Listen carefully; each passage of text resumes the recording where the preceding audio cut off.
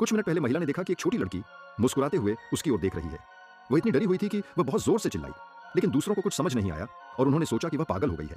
अगले ही पल छोटी लड़की उसके सामने दौड़ी, इसलिए वह एक मनोवैज्ञानिक के पास गई, क्योंकि उसे संदेह था कि उसे मानसिक समस्या है। जब उसने काउंसलर के हाव भाव देखे तो वह इतनी डर गई कि उसका डायपर भीग गया।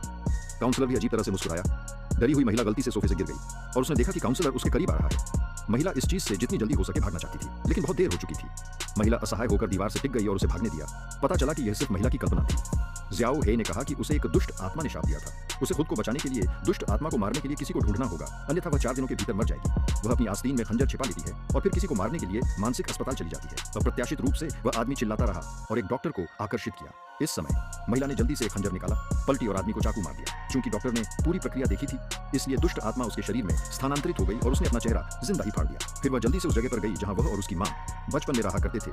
जब उसने दरवाजा खोला तो उसने अपनी मां को बिस्तर पर बैठे रोते हुए पाया। ये पता चला कि जब वह बच्ची थी तब उसकी मां गंभीर रूप से बीमार थी, लेकिन वह अपनी मां को इलाज के लिए अस्पताल नहीं ले गई और अंततः यहीं उसकी मृत्यु हो गई।